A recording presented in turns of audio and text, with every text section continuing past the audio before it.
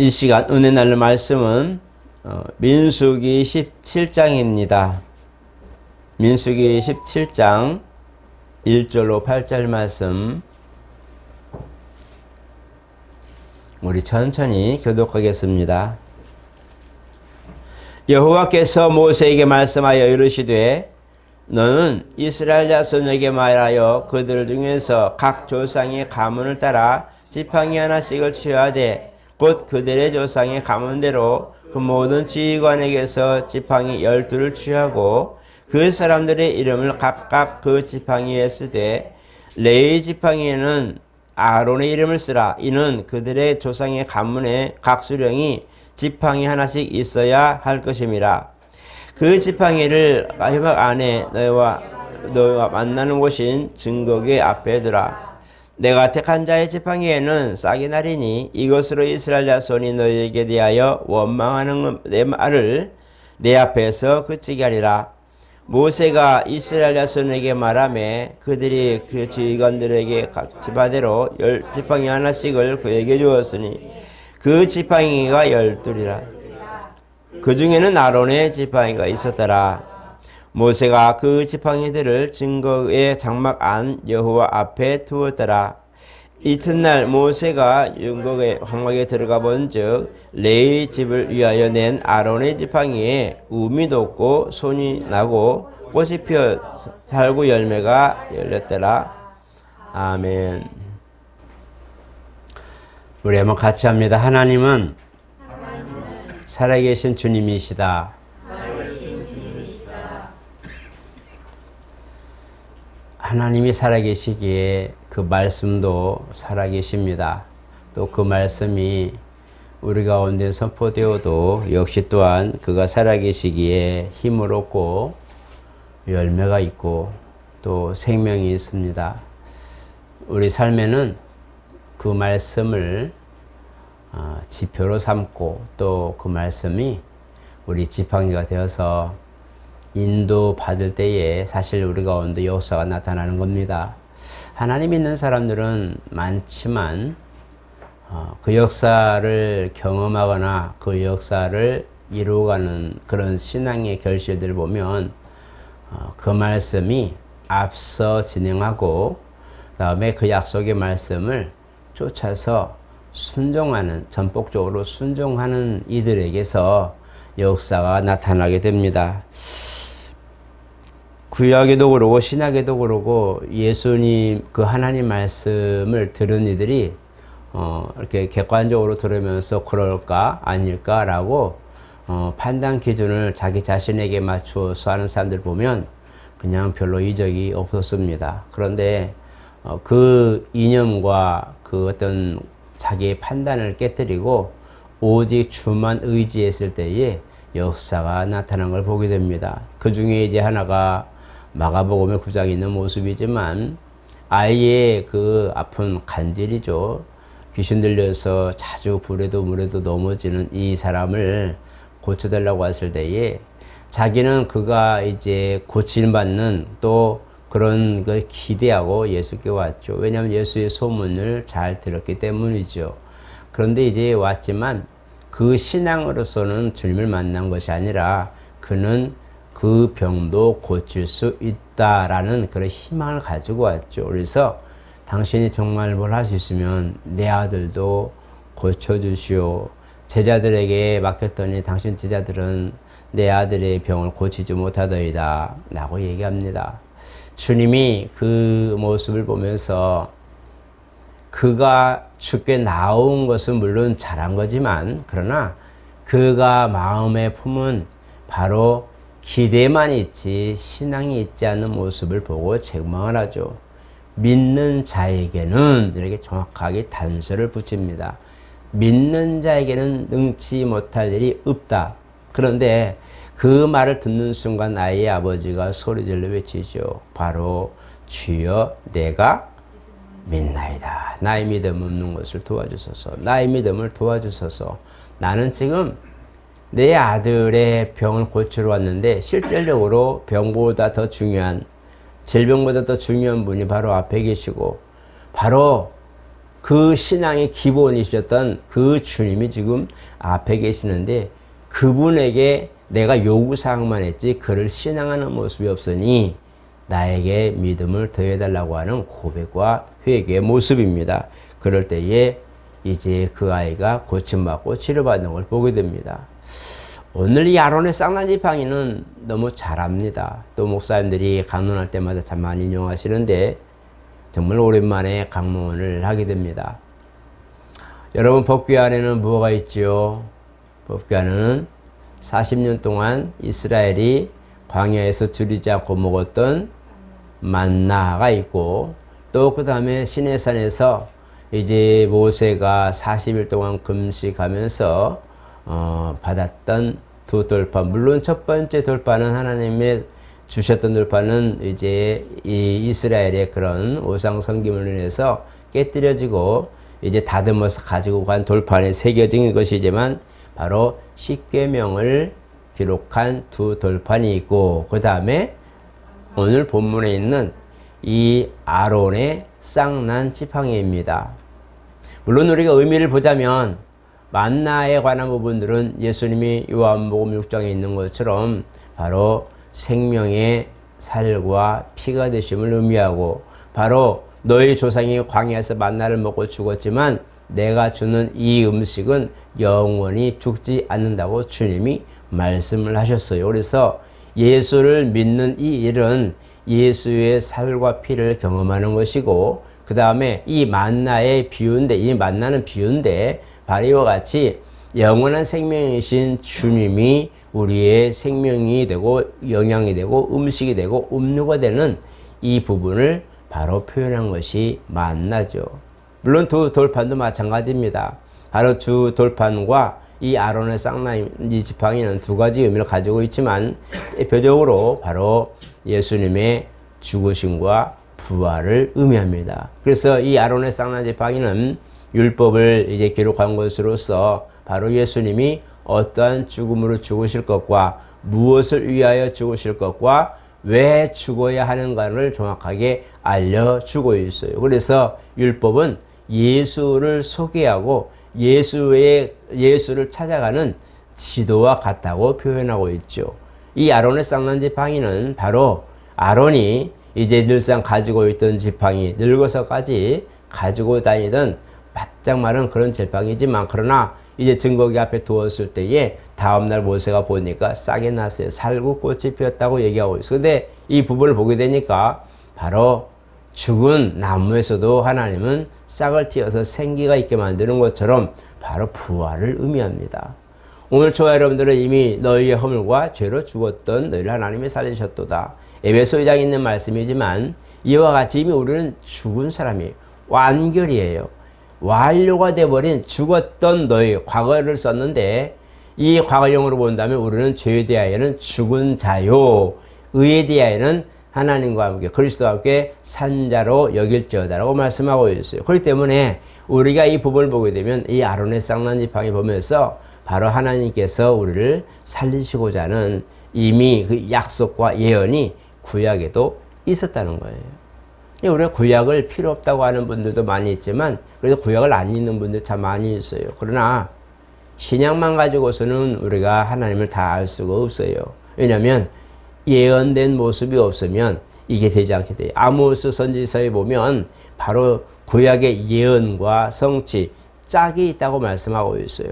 하나님은 어떤 그 선지자들에게, 백성들에게 말할 때에 비밀을 먼저 얘기하고 성취하셨다고 말씀하고 있어요. 그것을 먼저 말하지 않고서는 행하신 일이 없다라고 말씀하고 있어요. 그렇기 때문에 우리가 보게 되면 구약은 이와 같이 예언과 미래적 어떤 부분에 대한 암시와 미래적인 그런 계획과 결정들에 대하여 알려주는 길목과 같다고 얘기하는 거예요. 그래서 구약을 알아야 예수가 더욱 확실히 드러나고 구약을 읽어야 더욱 예수가 빛나고 우리가 구약을 보면서 정말 내가 이러이러한 죄가 이런 것이 있구나라는 것을 알고 더욱 그리스도를 사모하게 되는 거예요. 그 요한복음 4장에 보니까 사마리아 여인이 우물가에서 예수를 만난 사건이 있어요. 그들은 기대하는 것이 메시아예요.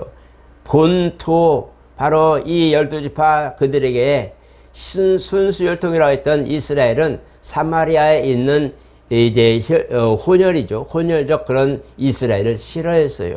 그렇기 때문에 사마리아 지역을 지나지 않습니다. 물론 솔로몬이 지나고 르호보암 때 여로보암이 사마리아에 이제 도읍을 적어서 수도를 정하고 통치했지만 중요한 것은 이 부분에 대하여 이스라엘은 그들은 신앙에 바로 온전하게 지켜지 못해서 이제 혼합된 그런 민족이다, 백성이다 해서 외면시했어요. 별로 좋아하지 않았어요. 그래서 그들의 마음에는 나도 하나님을 믿는 사람인데 내가 비록 우리 조상들이 이제 이렇게 망하면서 이제 바벨론에서 남자들 취해서 거기서 막 강제로 막 여자들을 데려다가 이제 아내 삼으면서 혼혈 민족을 만들어냈어요. 그러니까 이스라엘이 보기에는 부정한 그런 백성들이지만 그들 중에도 신앙이 있단 말이에요. 그들 가운데도 열망이 있어요. 오히려 본토 이스라엘, 순수 이스라엘 혈통보다 어쩌면 그들이 더 정말 강렬하고 더 신앙을 메시아를 기다리는 사상이 더 컸을지도 모르는 거죠. 그러니까 이 여인이 말하는 거예요. 이스라엘, 곧 메시아, 곧 그리스도라는 분이 오시면 우리에게 밝게 말씀해 주실 거예요. 우리가 기다리는 것은 바로 주님이 구약에 예언하신 이 메시아입니다 라고 말하죠. 그러니까 주님이 말씀하는 거예요. 네 앞에 섰는 그가 바로 나다. 그러니까 그 사람이 메시아가 누구냐? 나다. 이것은 그들이 가장 소망하고 기대했던 메시아를 만난 사건인데 이것이 뭐냐? 구약에 이미 예언된 사건들을 신약에서 들춰내고 결론 지어진 모습이기 때문에 구약이 없으면 신약이 있을 수가 없고 구약의 내용을 모르면 메시아에 대하여 알 수가 없는 거예요. 그러니까 오늘날 구약을 공부하지 않아요. 구약 그 학부에서도 그러고 대학원에서 그러고 이 구약학이 별로 인기가 없어요. 그리고 구약학을 공부하는 분은 좀 너무 딱딱하고 좀 그래요. 신약이 오고 막 은혜가 있고 막 역사가 있고 막 좋아하지만 사실 구약의 뿌리란 말이에요. 구약이 뿌리고 신약에 거기서 꽃을 피운 블루밍, 정말 꽃 피운 그런 결실인데 구약도 필요 없고 그냥 신약만 얘기해요. 꽃만 얘기해요. 우리가 장미를 보면서 장미의 꽃의 향기와 그 색색깔의 그 많은 그런 아름다운 그런 색소를 보면서 야 장미 정말 이쁘다 아름답다 라고 얘기하지만 그러나 자세히 보면 꽃대 위에 있고 꽃대 위에 이파리들이 있고 그 꽃을 감싸고 있는 잎이 있는 거예요. 그것이 있기 때문에 꽃이 더 빛나고 더 생기가 있고 사는 거거든요. 꽃만 딱 잘라서 꽃병에 딱 꽂아놓으면 이미 생기를 일으키기 시작하는 거예요. 뿌리부터 진액이 올라와서 꽃이 피었을 때 꽃을 보면서 아름답다 말하지만 이 영화는 바로 진액에서 올라온 줄기와 이파리와 많은 것들이 함께해서 작품을 만든 거죠. 구약은 이와 같은 거예요. 그래서 이 법궤 안에 있는 이 세 가지를 보면서 하나님께서 우리에게 지금 암시하는 부분들, 특별히 이스라엘은 법궤를 바로 뭐냐? 하나님의 임재의 상징으로 보았어요. 이 법궤 뺏겼다. 그러면 하나님 영광이 떠났다. 법궤 찾았다. 하나님 영광이 돌아왔다. 이런 식이었어요.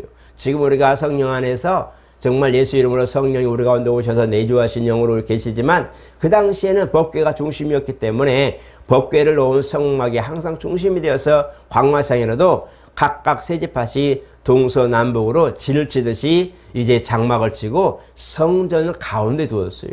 거기는 하나님의 임재의 상징인 법궤도 두었단 말이에요. 그래서 솔로몬이 이제 하나님 전을 짓고 나서 너무 좋아서 이제 솔로몬이 그 하나님 전을 짓고 거기 법궤를 뒀는데 솔로몬 이후에 법궤가 모호해져 버렸죠. 잃어버려 분실돼 버렸어요. 뭐 많은 사람들이 지금도 추론해서 어디 있다 말들 하지만 아직 못 찾은 상태입니다. 뭐냐?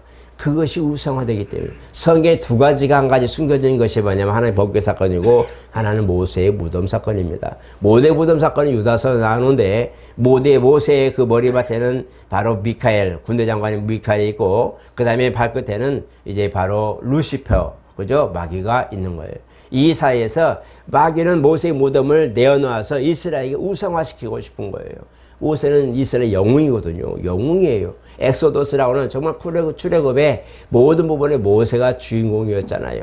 그만큼 모세의 무덤을 내어놓고 막 공포하고 싶어서 모세의 무덤을 우상화시키고 싶은데 바로 미카엘은 뭐예요? 감히 뭔가를 할 수는 없지만 동급이니까 비록 타락했지만 동급이잖아요. 전사장이었잖아요. 그러니까 뭐라고 보더지만 주께서 너를 꾸짖기를 원하신다. 이렇게 이렇게 얘기하죠. 그래서 이제 하나님은 모세의 무덤을 감추고 그 다음에 마귀를 그걸 드러내서 세상에 우상화시키고 싶은 것인데 이 두 가지가 지금 감추어졌어요. 이런 부분을 보게 되는데 오늘 이 부분을 보면서 왜 12지파 중에 유독 아론의 지팡이만 지명하셨을까?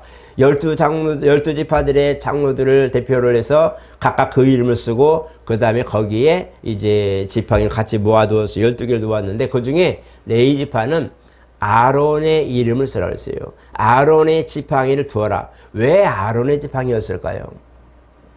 대제사장으로서의 직무를 행할 것이었기 때문에 그랬죠.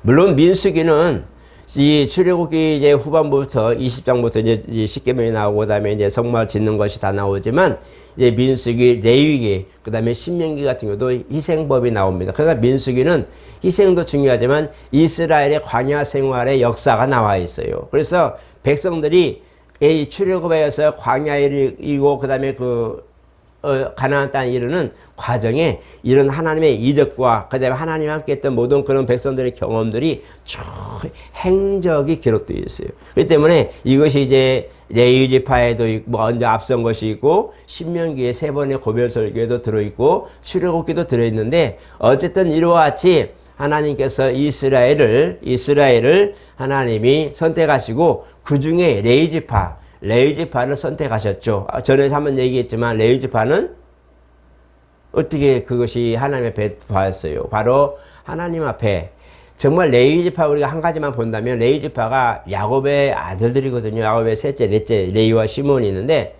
그 하몰의 아들 세겜이죠. 그가 딸 디나를 사랑했어요. 그래서 이제 아내 삼아 버렸어요. 그리고 보고 너들 또 우리 사도인 되려면 할례를 하자. 그래서 할례하는 동안에 레위와 시몬이 다 죽여버리죠.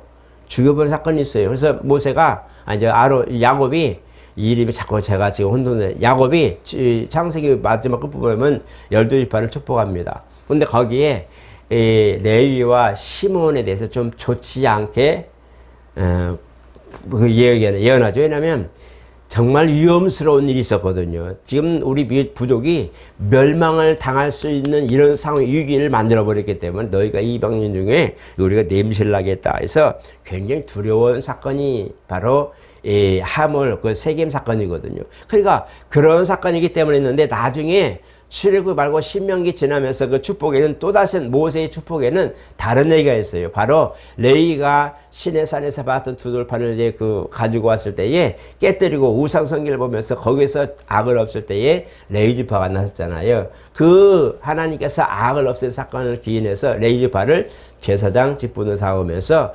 모세의 그 축복과 이 야곱의 축복과 모세의 축복이 약간 달라요. 그래서 결국은 레위 지파는 제사장 지파로서 그 중에 첫 번째 바로 대제사장이 아론이란 말이에요. 그러니까 아론이 이제 그 이름의 그 쌍난 지팡이라고 할 때 아론은 제사와 율법과 하나님 말씀을 점적으로 순종하는 지파로서의 그 수장이란 말이에요.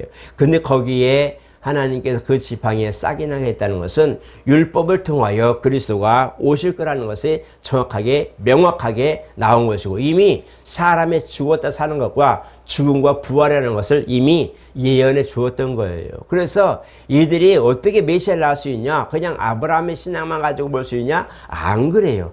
아브라함의 신앙에는 하나님이 약속을 하셨어요. 우리가 알다시피 약속하시고 그 다음에 그것을 맹세하시고 율례를 정하신 사건이 아브라함과 이삭과 야곱의 그 삶이거든요. 그러나 이 하나님이 그리스도께서 오셔서 곧 메시아가 오셔서 죽으실 것과 부활하실 사건들은 많이 기록되어 있어요. 예언이 너무 많이 되어 있어요. 근데 우리는 단지 아브라함의 신앙에서만 주님이 오실 거라는 그것만 가지고 있는데 실질적으로 이것을 표현하는 것이지 이미 선악과 사건에서 이미 그리스도가 오실 것, 성육신하실 그리스도가 오실 것은 예언되어 있단 말이에요. 그것이 그리스도 안에 있는 그 모든 그런 예견된 예언이 계획이 아브라함의 삶에서 이게 표현되었고 그 다음에 오늘 아론의 쌍난 지팡이나 많은 부분에서 그리스도께서 오셔서 어떠한 것을 사역하시고 어떻게 죽으시고 어떻게 부활하실 거라는 것이 이미 모든 부분 나와 있단 말이에요. 그렇기 때문에 구약을 알면 신약이 정말 쉬운 거예요. 구약을 알면 신약이 정말 역사의 파노라마처럼 쫙 펼쳐지는 거예요. 예수님이 하시는 모든 행적들이 약 135개 정도 제가 성경대학 기록해 놨는데 예언과 성취가 쭉 되어 있어요. 그러니까 구약을 알면 메시아를 이해가 좋고 인식하기가 좋고 뭘 하셨는가 이해도가 빠르다는 거죠. 그래서 구약을 신약을 한 20도 한다면 구약은 한 5도 정도만 해도 역사처럼 보일 수 있기 때문에 그걸 지침으로 해서 그걸 기초로 해서 신약을 보기 때문에 굉장히 이해가 빠릅니다. 모르겠다면 구약을 보세요. 만약에 신약 성경을 보면서 잘 모르고 이해가 안 되면 구약을 보시면 이해가 됩니다. 그래서 그 부분이고 어쨌든 이와 같이 아론의 쌍난 지팡이의 부분들은 오늘 저와 여러분들이 지금 믿고 있는 그리스도 정말 생명이신 주님 그 말씀이 살아있기 때문에 그가 무슨 말 하시도 그걸 생명이 있고 그가 무슨 일 하시든지 반드시 말씀하시면 성취된다는 것을 기억하셔야 돼요. 여러분들 오늘 저와 부탁드리는 것은 말씀이 내 안에 있다면 약속의 말씀이 내 안에 있다면 그 말씀을 내 안에서 움직이고 요동하도록 만들어 주셔야 돼요. 그것이 나에게서 진동을 내야 된단 말이에요. 움직여야 된단 말이에요. 그 말씀이 내 안에서 참담하고 포용하고 그냥 보자기에 싸듯이 귀한 상자에 잘 보석하며 싸놓듯이 말씀을 싸놓으면 아무 의미가 없어요. 정말 아무 의미 없어요. 그 말씀이 내 안에서 요동쳐야 되는 거예요. 요동하지 않으면 아무 열매가 없어요. 말씀을 가졌는데 의미가 없는 거예요. 에브라임 지파가 그렇게 부흥하고 자손이 많아지고 엄청났어요. 근데 전쟁터는 안 나갔어요.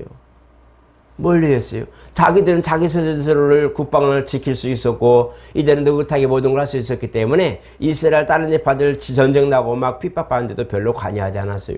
나중에 이제 그들이 승리하고 나서 되찾고 나서 회복하니까 너들 왜 우리 안 불렀냐 이렇게 말하는데 그렇게 많고 수가 많고 많이 할지라도 하나님께서 그들을 부르시고 하나님께서 부르신 그 상황에 그들을 응답하지 않았단 말이에요. 야 우리가 왜 가야 되는데 이랬어요. 왜? 자기들은 편안했거든요. 나중에 와가지고 말이야 왜 우리를 안 불렀냐 불러줬는데 너들 안 왔잖아. 응? 그랬는데 그것 때문에 너들 가만 안 둘 거예요. 막 싸우죠. 대피하죠. 가만 안 두죠. 하나님이 그 말씀을 가지고 운영하시니까 그냥 역사가 나오는 거예요. 에브라임은 편안했기 때문에 하나님의 말씀이 별로 의미가 없었어요. 뭐 전쟁 나 너들끼리 해. 우리는 괜찮아. 진짜 곤란에 빠지고 정말 핍박을 당하고 막 그렇게 했던 다른 지파들은 하소연하면서 기도하는 거예요. 하나님이 계셨다면 이럴 수 있어요? 하나님 우리를 민족을 이렇게 보낼 수 있어요? 막 기도하면서 외치니까 하나님이 사사들을 주고 그 다음에 네가 가서 견뎌라 하니까 그 속에서 역사가 나오는 거예요. 그래서 우리가 기도원에 용맹한 300명 그냥 기도원 용사라고만 생각하면 안 돼요. 그들은 정말 최고의 압박에서 정말 민족을 살리고 희망을 곧 신앙을 회복시키고 싶어서 이방인을 쳐부수고 하나님 중심으로 살리고 싶어서 뭉친 사람, 자기 목숨으로 뭉친 사람들이 기도원의 300용사예요. 그들을 속에서 역사가 나오는 거예요. 말씀대로 하니까 역사가 나오는 거예요. 야 3만 명 넘고 다 보내. 그 다음에 흐지부지한 사람 보내. 전쟁 싫어하는 사람 보내. 가족 있는 사람 보내. 무서운 사람 싫어. 보내. 다 보내. 그리고 정말 경계하는 사람들. 한 손으로 검을 들고 한 손으로 떠먹는 게 이게 얼마나 목이 칼한데 그 속에 이게 되겠어요. 물로 펄컥펄컥 마시지. 모든 걸 놓고 그냥 펄컥펄컥 마시는 게 우리 물 가라를 해소하는 거 아니에요. 목마른 걸 칸을 들고 하늘 눈을 보며 경계하면서 먹는 마치 그렇게 경계하며 먹는 깨어있는 사람들 300명. 근데 진짜 하나님이 그들 속에 이렇게 해라 저렇게 해라 요렇게 해라 하고 말씀하신 대로 순종하니 그 많은 무리가 다 대피하고 도망갑니다. 300명이 3만 명처럼 보여진 거예요. 적군에게는 3만 명처럼 보였어요. 너무 막 여기저기서 막 해보려고 막 난리치니까 고함지로 난리치니까 그저 항아리 깨면서 달려오니까 너무나 많은 인원이 우리는 이제 끝났다고 생각할 만큼의 무서워서 만약에 누가 와서 300명밖에 없다면 어떻게 되겠어요? 겹겹에 싸서 끝내버렸겠죠. 그죠? 뭐냐 하나님이 함께 하시니 그런 거예요. 말씀이 내 안에 왔을 때 그 말씀이 내 안에 요동할 수 있도록 만드는 것은 우리 환경과 상황과 모든 그런 것들이에요. 우리 환경이 하소연해야 돼요. 막 몸부림쳐야 돼요. 내 환경이 너무 편안하면요, 하나님 찾을 이유가 없어요. 내 환경이 정말 최악의 상태에 있을 때 하나님 날 도와주세요 외치는 거예요. 하나님 나에게서 가만히 있을 겁니까? 파도가 일고 배가 지금 뒤집어지게 생겼는데 예수님 그 고물이 지금 베개 베고 주무실 때입니까? 지금 주무실 때요. 우리 죽게 생겼어요 라고 말하니까 바다야 잠잠하라, 파도야 잠잠, 바람아 그쳐라고 말씀하시니까 그냥 잠잠해지는 거예요. 외쳐야 되는 거예요. 하나님 우리가 죽게 생겼어요. 우리가 죽게 생겼어요. 말씀하시옵소서. 하나님 약속하신 말씀은 내게 이루어주셨어라고 외쳐야 되는 거예요. 외치고 내 안에서 운영하도록 만들어 주셔야 돼요. 왜? 그분이 일하시는 분이에요. 지금도 주무시고 쉬고 야 끝났어 하는 것이 아니라 지금도 일하는 분이신데 내 안에서만 일하지 않는다는 거예요. 내 안에서만 지금 쉬고 내 안에서만 지금 자고 있고 내 안에서만 놀고 있는 거예요. 다른 사람 믿음 안에서는 하나님의 말씀 역사하시고 이렇게 해봐라 저렇게 해봐라 이렇게 가봐라 저리 가봐라 이리 가봐라 말씀하시는 나는 전혀 그런 요동이 없어요. 하나님 없다고 얘기하는 거예요. 하나님 정말 계셔요. 내가 없었기 때문에 말씀이 나를 움직이지 않는 거예요. 말씀이 내 안에서 막 용솟음 쳐야 되는 거예요. 그것이 나를 살리는 것이고 하나님의 살아계심이 내 안에 증거가 될 수 있는 비결입니다. 어렵다고요? 힘들다고요? 그게 하나님을 움직이게 만들 수 있는 단서라는 거예요. 여러분 볼케이노 화산 폭발이잖아요. 그죠?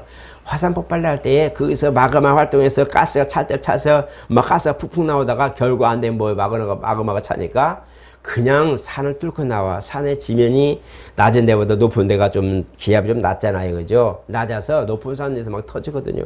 왜 화산은 산 꼭대기에서만 터질까요? 라고 묻는다면 기압도 낮고 그게 다 낮기 때문에 그래요. 그래서 터지는데요. 결국은 견디다 못해서 약한 부분 지면 때는 팍팍 터지는데 이게 바로 그것은 지구가 살아있는 것이 또 지혜 하에 뭔가가 움직이고 있다는 것을 우리에게 알려주는 거잖아요. 그런 것처럼 우리 신앙에 지금 우리는 가만히 있지만 환경 속에 가만히 있고 모두 열악할 때에 하나님이 내 안에서 용서심 지며 활동할 수 있도록 만들어주시는 거죠. 이게 여러분 진짜 신앙입니다. 아론의 쌍난지팡이가 괜히 있는 게 아니에요. 하나님 메마른 내 모습 속에 내 모든 그런 환경 속에 정말 내 안에 이제 바닥도 없는 이런 상황 속에 하나님 어떡합니까? 라고 기도할 때에 하나님 거기서 새로운 창조물이 나오는 거예요. 하나님 내가 만물을 새롭게 하느라 보라 내가 만물을 새롭게 하느라 온 지면을 향하여 새롭게 하는 것도 있지만 이사야서도 오르고 고린도서도 오르고 새로운 피조물로 내려가 있다면 하나님이 내 환경마저도 새롭게 창조하신다는 걸 기억하셔야 됩니다. 내 안에서 만들어주시는 거예요. 내가 그 안에 있는 거예요. 옆에 사람, 윗사람, 앞사람, 뒷사람이 아니라 내 안에서 하나님이 새롭게 보라 내가 만물을 새롭게 하느라 내 안에서 시작하는 거예요. 보라 내가 새 일 행하리니 이제 나타날 것이라. 하나님 말씀하셨으면 그 말씀이 내 안에서 운영이 돼야 되는 거예요. 그러려면 뭐예요? 오늘 본문처럼 하나님 앞에 이미 부르심을 입었어요. 아론도 부르심을 입었잖아요. 레위 지파 중에서 그 모세의 형이지만 아론은 그 모세의 말에 전적으로 순종합니다. 동생이지만 철저하게 순종하고 아론은 언변이 좋은 사람이에요. 모세는 입이 둔해요. 저처럼 저도 좀 말이라도 잘하죠. 약간 틀리긴 하지만 좀 씹히긴 하지만 그도 들을만 하죠. 그죠? 네, 다행이에요. 이게 모세가 입이 둔해서 그냥 그랬을 때 아론이 그걸 쫙 얘기하는 거예요. 변사죠. 그런 것처럼 잘하고 순종하는데 바로 하나님은 이 사람을 통해서 이스라엘 백성을 위하여 희생하고 그것을 모두 속죄하는데 앞장서게 만들어 주셨어요. 여러분 우리가 주님을 믿는 것은 살기 위해서지만 이 땅에 남아있는 그리스도의 고난을 이루고자 할 때에 우리는 사실 그분과 함께하기 위해서 그래요. 내가 주님과 함께하고 싶어서 지금도 신앙생활로 열심히 하는 것이지 그리고 그 역사를 경험하고 싶은 것이지 그냥 잠잠히 계시고 내가 열심히 살면 갈게요 할 수 있다면 나는 예수님 그냥 주머니에 넣고 아마 그냥 그러고 다닐 것 같아요. 돈처럼 꺼내 쓰면 가치가 있고 꺼내지 않으면 그냥 아무런 종이짝과 같은 이 돈처럼 화폐처럼 그냥 주머니에 넣고 다닐 수 있어요. 그러나 내가 그것을 썼을 때의 가치가 있는 것처럼 주여 내 안에서 나를 활용하시옵소서. 내 환경을 활용하시옵소서. 주의를 하시옵소서. 내 가난한 환경이지만 내 열악한 몸이지만 내 몸은 지치고 힘든 상황이지만 나를 써주시옵소서. 그리고 내 환경과 상황을 몸을 써주시옵소서. 그러면 주님이 채워서 써주시는 것이 복입니다. 이걸 여러분들이 아시고 신앙은 이론이 아니에요. 우리 믿음은 어떤 철학이나 어떤 신념이 아니에요. 신앙은 실제예요. 신앙은 예수님 실제예요. 그리고 우리 믿음도 철학이나 어떤 걸 이런 어떤 부분이 아니라 사상 이런 것이 아니라 실제로 존재하는 현실이란 말이에요. 우리 믿음은 현실이에요. 현실에서 드러나야 되는 거예요. 그게 정상인 거예요. 오늘날 이적이 없다고 하는 사람들은 말씀을 기초로 하지 않기 때문에 그래요. 저는 분명히 얘기해요. 이적이 없어. 옛날에나 이제 지금은 없어. 이런 사람들은 말씀이 변한 거예요. 옛날에 있던 하나님이 지금도 없어요. 똑같은데 왜 옛날 말씀은 이고 지금은 없어요. 이건 내가 내 안에서 교리적으로, 이론적으로, 사상적으로, 내 지식으로 변해놓은 거예요. 말씀은 맞는데 내가 전하고 가르치는 모든 것이 변한 거예요. 말씀이 살아있는 거예요. 그날 그 말씀이 누구 입을 통해서 나와도 살아있는 말씀이 되어야 정상인 거예요. 아무리 늙은 목사, 젊은 친구, 어린 아이가 말하더라도 그 말씀을 말한다면 그 말씀이 살아서 운영해야 정상인 거예요. 역사가 나와야 정상인 거예요. 목사만 되는 게 아니에요. 누구 또 뭐만 되는 게 아니에요. 그 말씀이 살아있기 때문에 어느 누구 입에서 나와도 살아있는 말씀이 되어야 정상인 거예요. 안 그러면 변한 거예요. 내가 변한 거예요. 내 사상이 변한 것이고 내 신앙이 변한 것이고 내 믿음이 어느샌가 바뀐 거예요. 뭐 때문에? 말씀에 가기보다 내 편에 맞춰서 가기 때문에 말씀이 변해버리기 때문에 역사와 이적이 나타나지 않는 거예요. 이적을 경험하고 싶거든 내 철학, 이념, 사상, 지식, 경험들 무시하고 아버지 말씀에 그냥 가세요. 가라면 가고 오르면 오르고 두 가지만 하세요. 다른 거 하지 마세요. 하나님 말씀에 맞다 그러면 맞는 것이고 아니다 하면 안 가면 되는 거예요. 뭘 하다가도 하나님이 얘야 아니야 그러면 그냥 멈추면 되는 거예요. 백부장의 믿음처럼 말씀하시면 됩니다. 한마디 못해요. 한번 따라해 봅시다. 주님 말씀하시면 됩니다. 노래 주님 말씀하시면 맞나요? 나가다 나가리다. 예. 그러니까 그 노래만 하지 말고 그것이 내 안에서 고백이 되고 그 말씀이 움직이면 말씀이 내가 변하지 않으면 그 말씀은 내 안에서 운영하신다. 기억하시기 바랍니다. 정말 하나님 나는 말씀을 의지하여 말씀대로 가겠으니 내 안에서 변하지 마시고 내 안에서 주장하소서. 방법이 아닙니다. 길이 아니고 말씀이에요. 믿음이에요. 믿음이 실제예요. 신앙도 내 안에 실질적으로 존재의 가치가 있고 그분이 예수예요. 그분이 내 안에 있는데 두려울 거 없죠. 내가 그것을 경험하고 싶거든. 하나님 내가 믿나이다. 나의 믿음 없는 것을 도와주소서. 나의 믿음을 도와주소서 기도하고 역사를 경험하시는 오늘 저와 여러분 되시기를 예수 이름으로 축복합니다. 걸어가시는 하나님 감사합니다. 말씀이 살았고 운동력이 있다고 말씀합니다.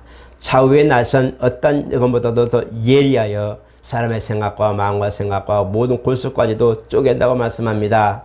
하나님 살아계신 말씀이 우리 안에 있는데 우리는 변하지 않습니다.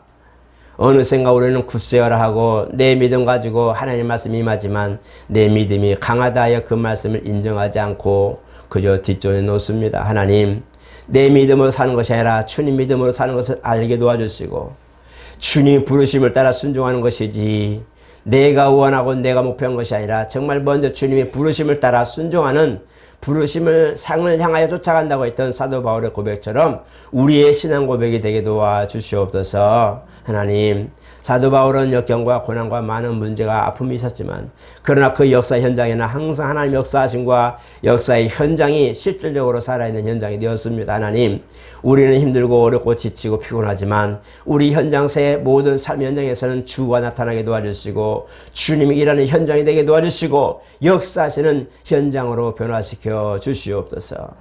예수 이름으로 기도드리옵나이다. 아멘.